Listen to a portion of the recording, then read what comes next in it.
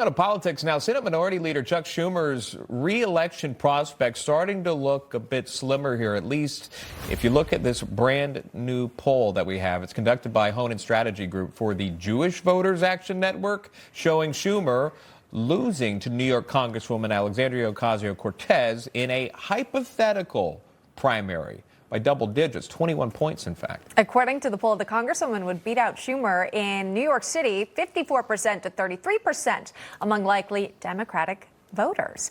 Now, despite the fact that Chuck Schumer is Jewish, she also leads among that demographic of voters, 45% to 33%. With that, let's welcome in our panelist. Angie Wong joins us, a Miami GOP committee woman and chair of the Capitol Hill Fight Club.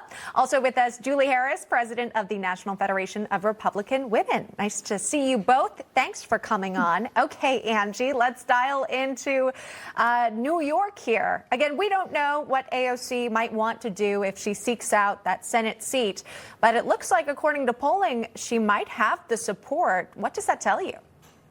Well, it tells me that the Democratic Party is no longer the party of JFK, but the party of AOC, according to this poll that was recently done by the Jewish Voters Action Network.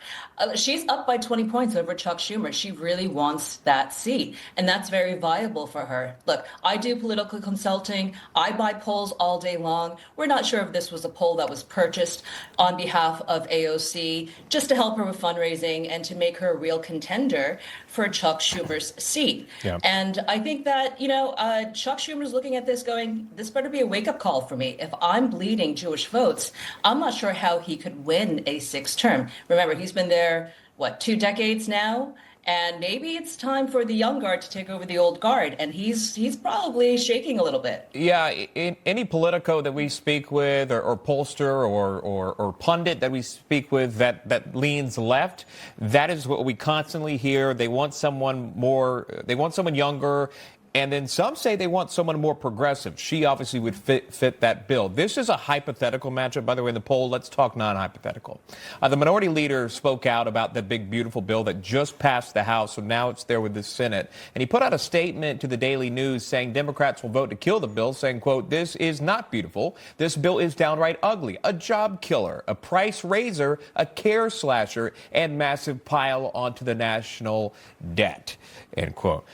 Julie, they do not hold the majority, Democrats, in the Senate. However, they're making their voice heard, but there are also some Republican defectors of this bill as well. How do you see this playing out in the Senate, Julie? Well, Senator Schumer can yell from the sidelines all he wants. This bill fulfills a promise to the American people. Certainly the senators will tweak it. They will work out the details, but ultimately this bill will pass. Schumer had 4 years under Biden to bring real solutions to the American people, and instead he embraced woke ideology. We saw the largest invasion of our country in the history of our country through our northern and southern borders. We saw high inflation. We saw radicalizing of our youth on college campuses. This bill delivers exactly what the American people demanded. Schumer is just trying to win back his base, and it is a base that is fractured and out of touch with the average working American.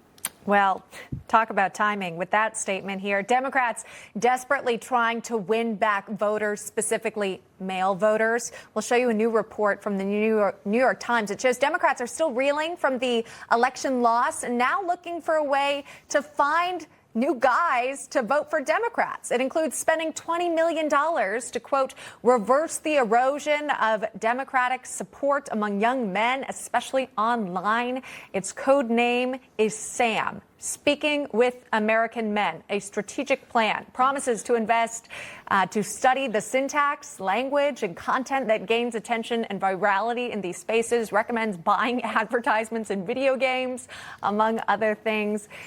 Angie, is this going to be successful for Democrats?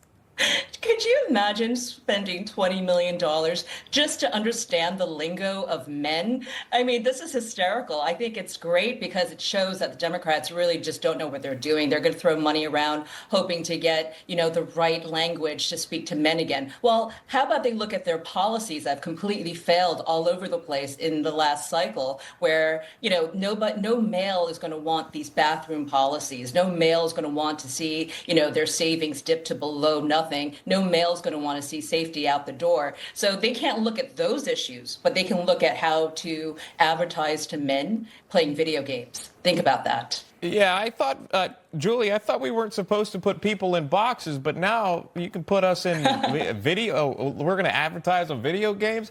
I mean, you do.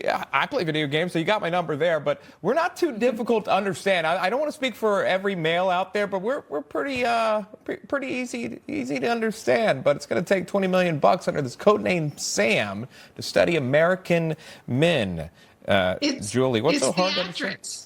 Yeah, it's theatrics. They care more about theatrics than they do actually governing our country. I mean, look, they've shown us they do not need your mental and physical requirements are not necessary to lead the Democrat Party. They just need a willing actor who can read a script because that's all they're about is theatrics. But you know what? The Republican solutions will trump the Democrat theatrics in the midterms.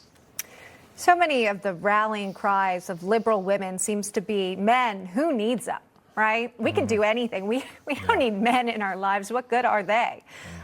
Maybe when you stop sort of pushing away half of the population here, half of the genders, that's how you lose some support. Just an idea. Angie Wong, Julie Harris, thanks so much for coming on. Appreciate the conversation. Thank you.